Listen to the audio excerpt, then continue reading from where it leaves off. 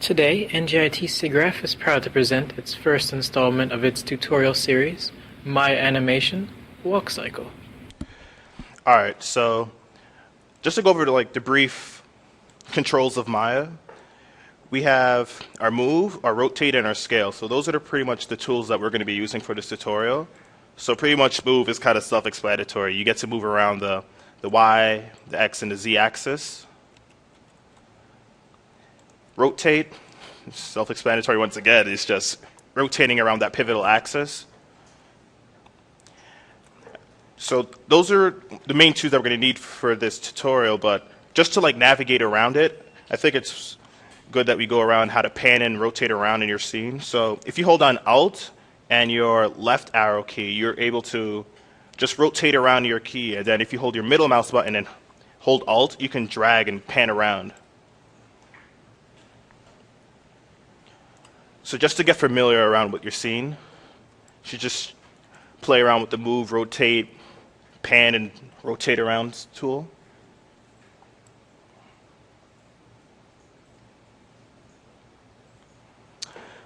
All right, so pretty much this tutorial is going to be all about animating in Maya. So what we're going to do by the end of today is have an actual walking cycle.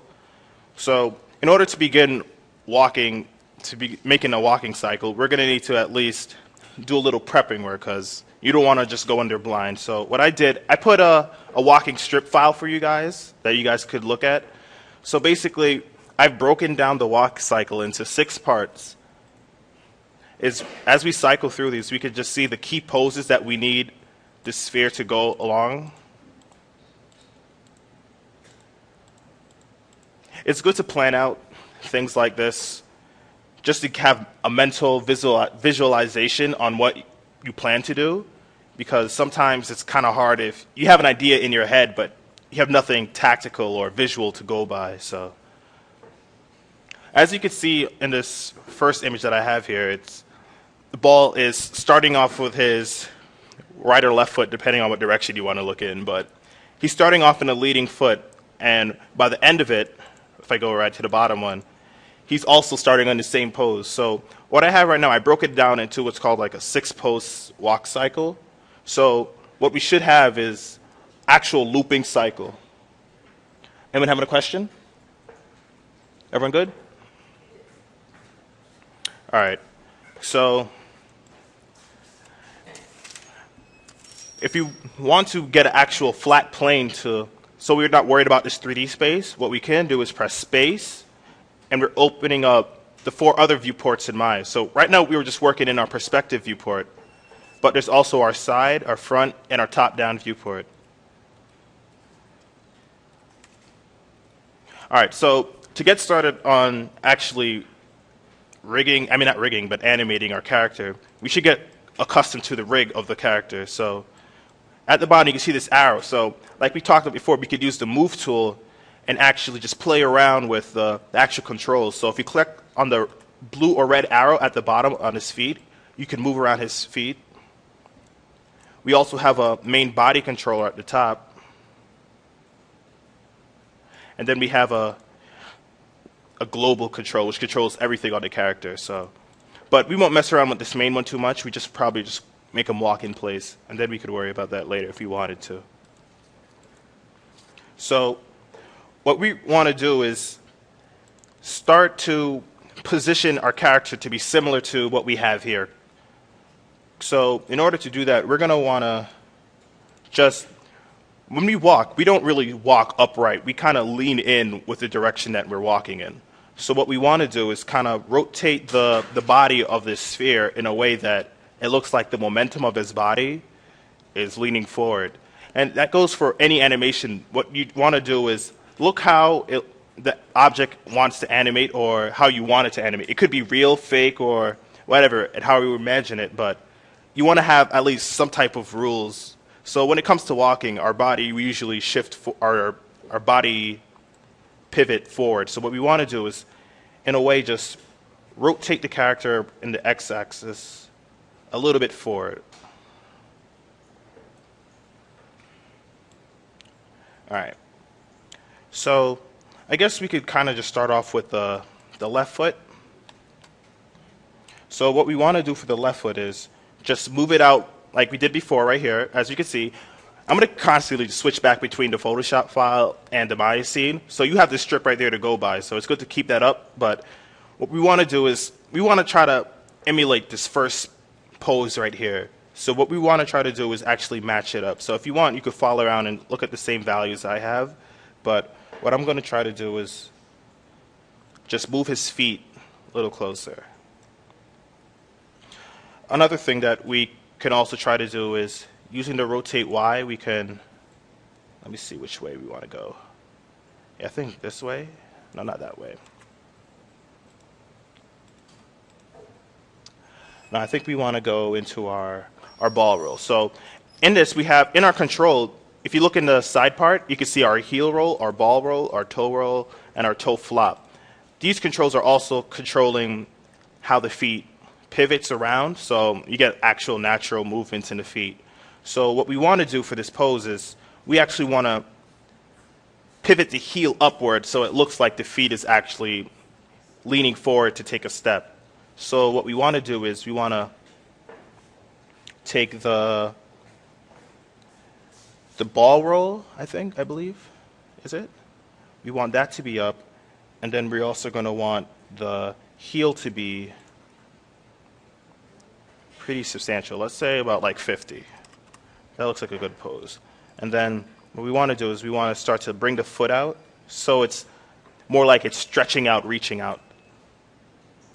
So what I did was I pretty much, you select that variable and you click down your middle mouse button, and then you can get this kind of both our direction, and you can just drag back and forth.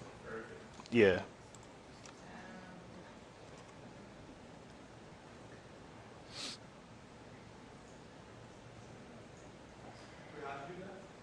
Select that attribute, and then you're going to hold down your middle mouse button, and then you're just going to move back and forth. So it's kind of more of like a way of just scrolling through the variables.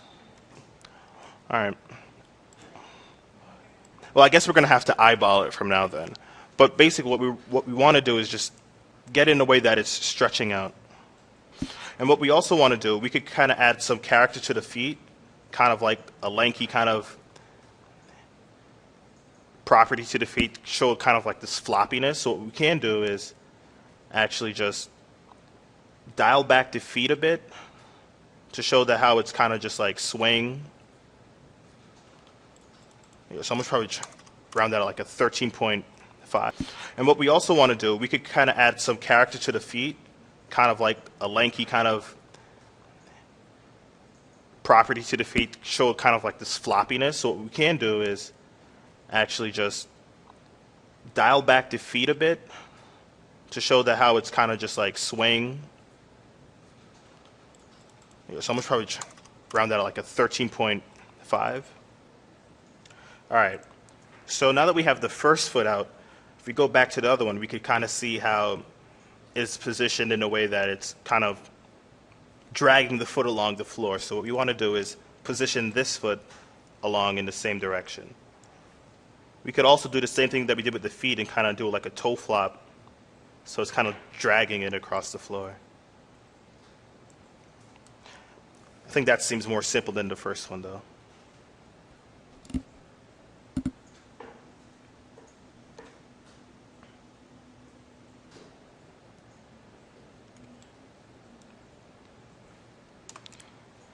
And if we go into our side view, again, that space bar, and that brings up all the views, we can kind of get like a flat down view and just kind of just compare that to our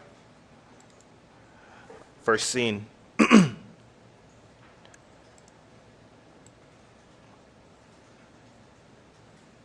Yeah, so I'm just going to rotate like we said. I kind of just undid that before, but I want to rotate the body forward.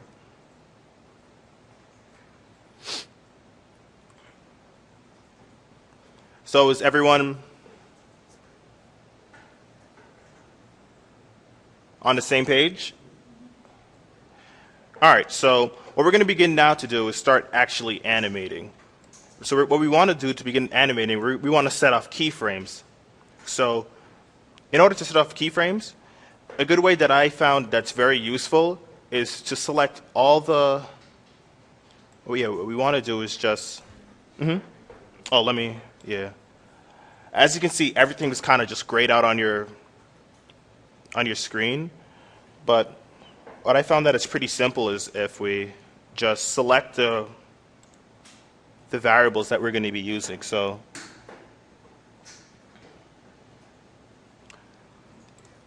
the quick way to set a key is S, and once you press S, everything in your attribute menu will turn red, just to show that it's actually been keyed. And if you look down in your time bar, you can kind of see a little red line tick right in the beginning.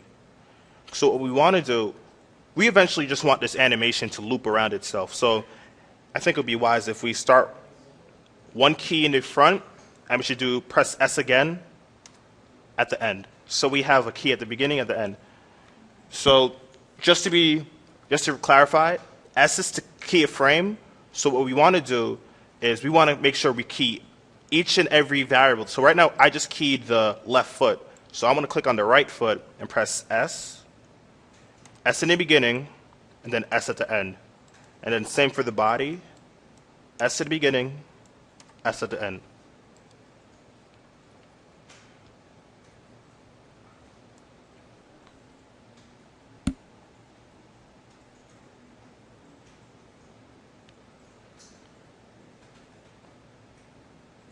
All right. So once we have those keyframes, I'm going to move to like about 7, and then we could begin to actually go to the next phase. So what we want to do now is actually transition the body from this pose to this pose.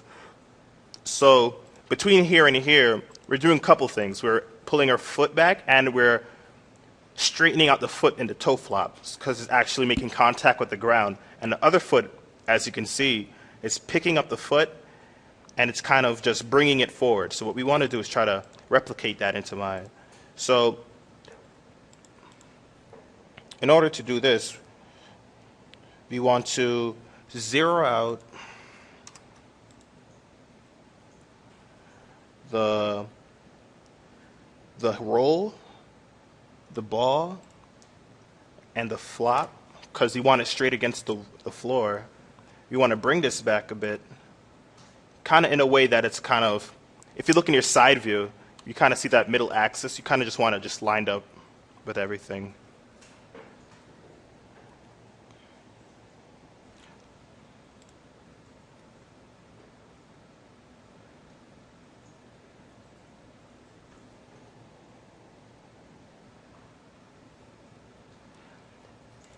And then as her feet, as it drags around the ground, it not only just stays flat, but it kind of just, I mean, you're not conscious of it, but your back of your heel kind of picks up. So what we want to do is subtly just pick up the feet a little bit. So I'd say like around like 2.5. Oops.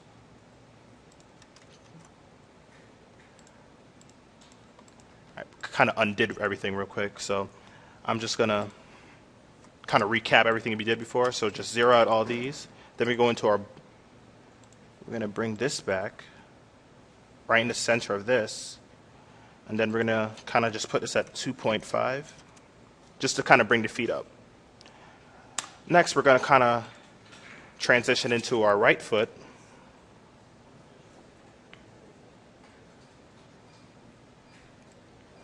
And what we're doing right now is we want to actually bring this foot up, I would say about,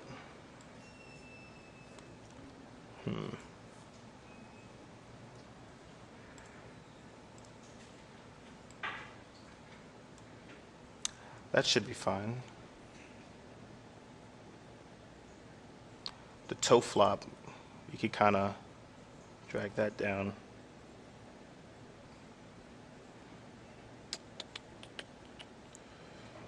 Heel roll.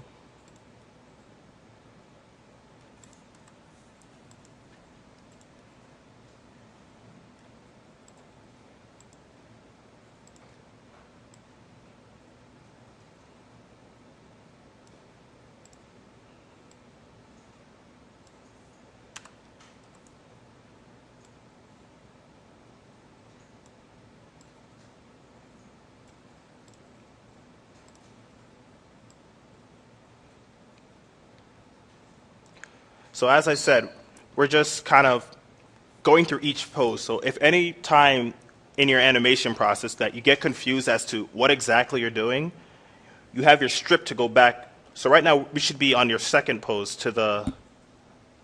from the left. So as long as you go by what's in the picture and able to line up your image to fit what's on your screen, you should be fine. And I think I have something similar.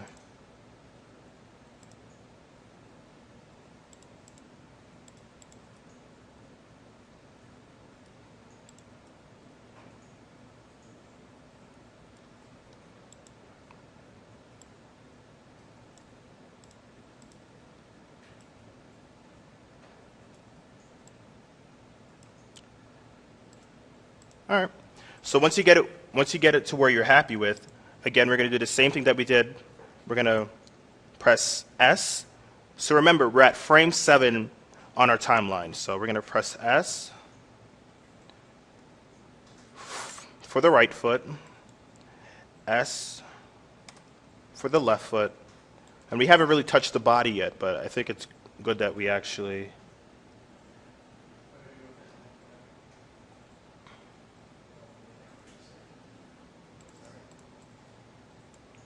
say probably just move that back.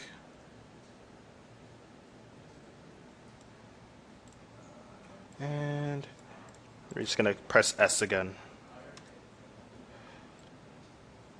So now that we have those 2 points keyed out, if we scrub our timeline, which is pretty much just click down your left mouse button and just go back and forth, we can kind of see this motion just play before us in our eyes.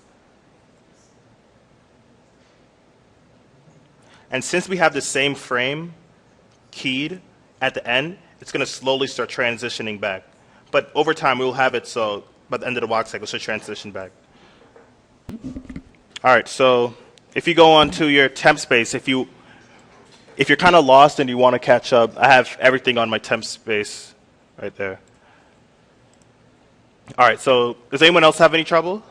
If you have any trouble, just I'm sure it's going to be very important in like your next classes. So animation is something very key. So if you have trouble with it, don't feel afraid to just ask me.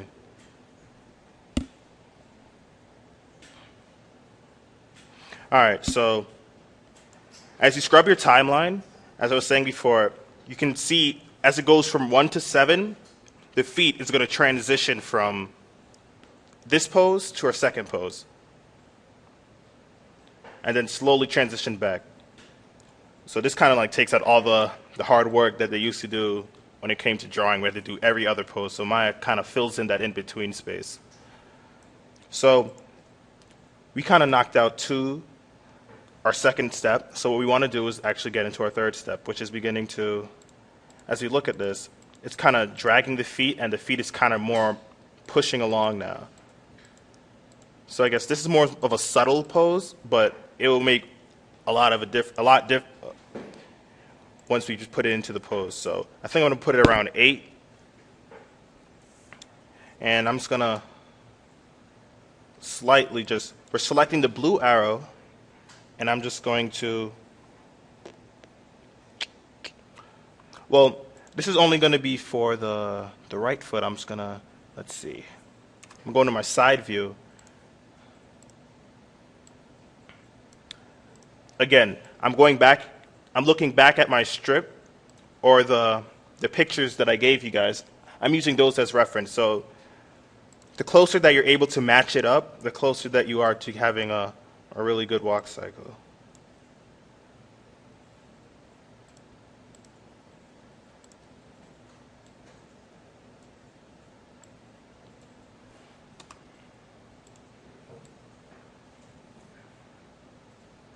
All right, and again, the same thing that we did for the previous times. We're going to press S, S, and just S again.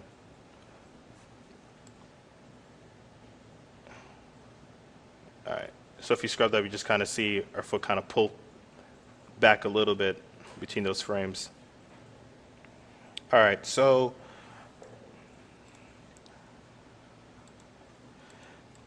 As you look now, this one to this one, it's kind of more drastic, where the feet is actually coming off of impact, and this foot is kind of it's anticipating that impact, and it's beginning to start to lift up this foot. So by the time this foot actually touches the ground, this foot should start to picking up, as you see here. So let's begin to try to just match this pose up real quick. Again, I'm just pulling this forward. I'm going to rotate. I'm going to try to get it on this x-axis so it's not moving in any other axis. And then, let me go into my side view. I'm going to go into my toe flop. And you kind of see how it's trying to emulate that kind of, the flap of the toe is just kind of like, just swaying in the wind as you're pushing your foot down. So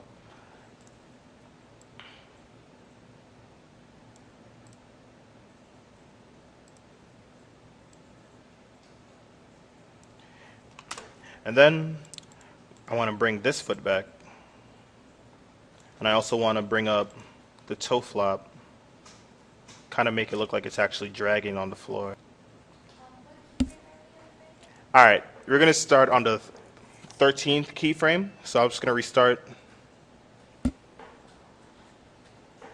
as you just noticed, if you're working on anything besides the actual keyframe, it will just reset to go along with the actual animation. So it's good to actually map out the keyframes that you want to and make sure you're in the right one, because sometimes it could mess you up if you do it on the wrong keyframe. But there's other ways to get around it. You could actually move the keyframe once you do it once. But we're going to be on our 13th frame. And again, we're just going to straighten out this foot. So I'm just going to zero these out. Bring this foot out.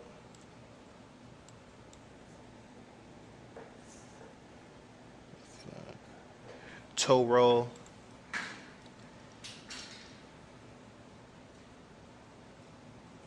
think I want this up a little bit. Then I'm going to bring my heel up a bit, or toe flop.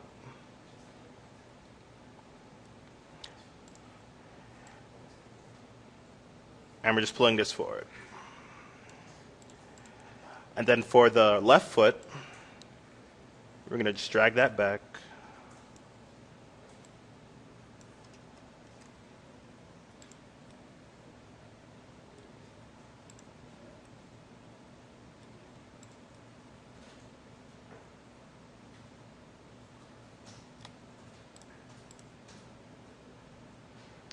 Just to match that up. So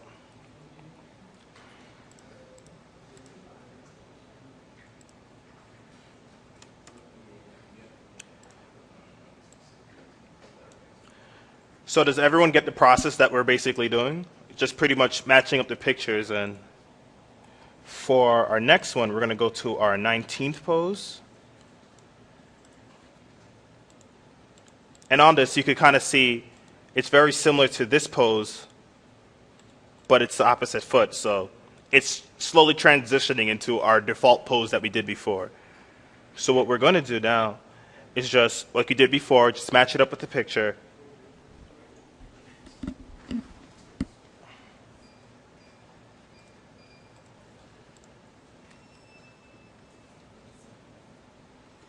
So, say it again. I'm on the 19th frame.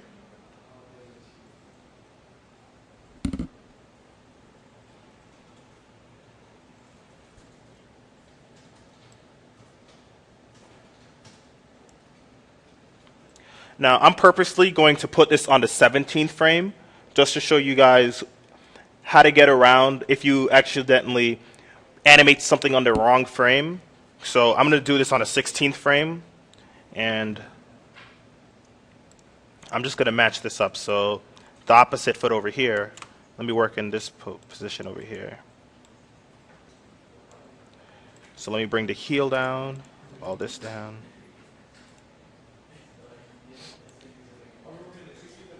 What happened?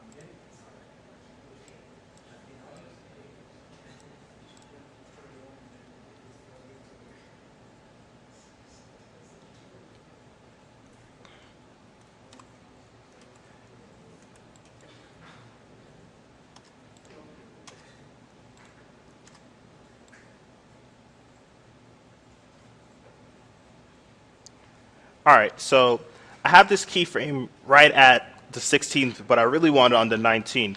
So if you ever have messed up on which keyframe you've done, what you're going to do is just hold down your shift button, and then you're just going to hold down your left mouse and just drag over it, and then you're able to just move it around. So as you can see, there's a yellow tick, and then we just positioned that to 19. And then by the end of it, I think we should probably have our actual animation. So if you press the play button, it's going pretty fast right now. So if you click on, if you click on this frame and go into real time to run on all 9 cores, we can actually just press play. And you can actually see that our animation actually loops because we did our initial pose to our last pose.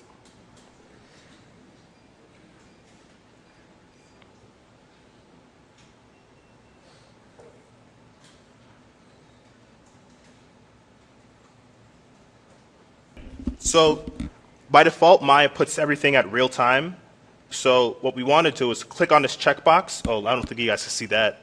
All right, so right here, right next to the key, there's an actual checkbox you could click on, and it brings up, and so by default, it's on play every frame. What we want to do is put this on real time. And then when you actually play it, there's other play speeds that you could play it at if you wanted to. So if you want to go into like slow motion, you got that.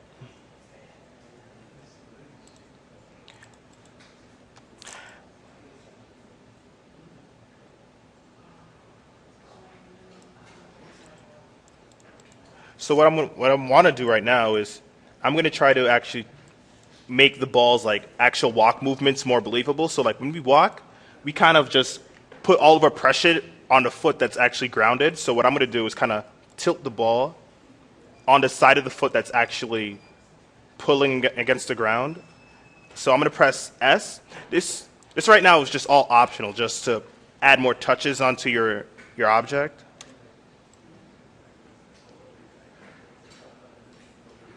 And then when it's here, I'm going to actually tilt it over here on the opposite side and press S again.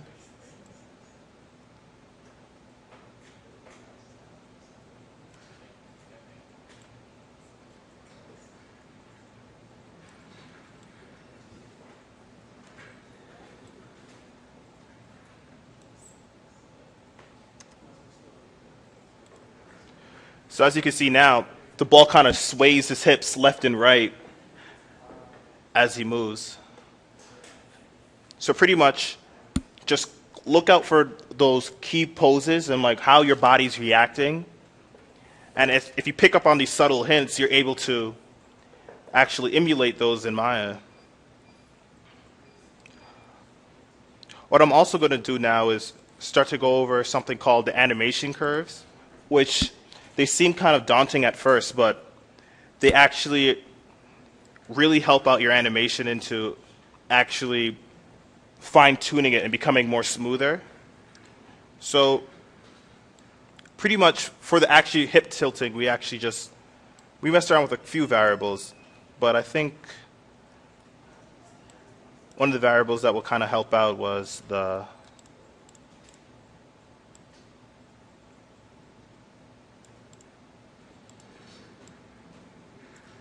the z-axis.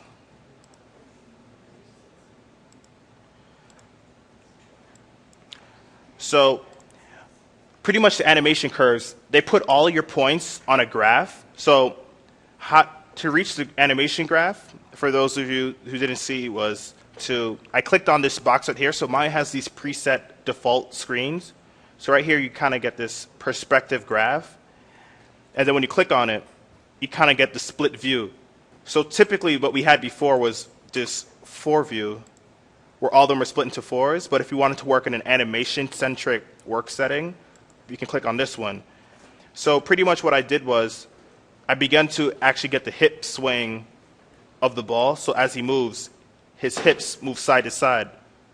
So as you can see on my graph, I don't know if you guys could see, but I'm sure on your graph, if you see a lot of lines, if you want to isolate one of these lines, one way to just isolate them is just to go in these sidebars, and you're able to just find these individual lines. So let's say I wanted to, this curve is kind of too low. I can kind of fine tune the way how the curve is. So I can either bring it down, or what I also could do is go into tangents, and I could break these tangents and make sure that have even more control of how the hip sways. So if I go from here to here,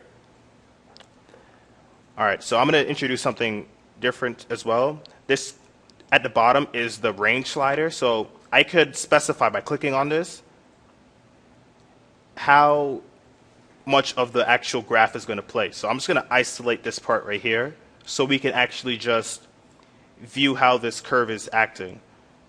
So I can tilt this curve and tilt this curve, how it goes in and out. And by doing so, I can get totally different ways. I'm going to slow down the speed to about,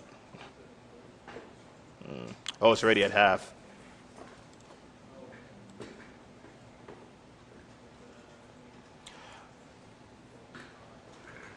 But pretty much what we're trying to do is just give ourselves more control over our animation. So let's say if our ball's hip is swaying too far, too quickly, we can kind of just manipulate these tangents so it kind of rounds out the curve. So if it was like this, as you can see, its hip, let me just shift to this side.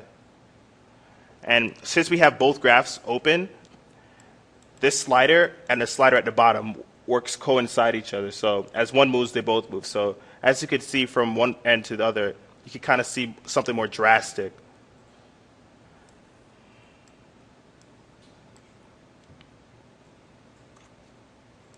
I think it's the hip. So as you can see, his body's kind of like tilted up that way. So we don't want it that extreme. So what we want to do is kind of give it more subtle. And it kind of just goes all in real time. So you can see on the graph how exactly it's rotating.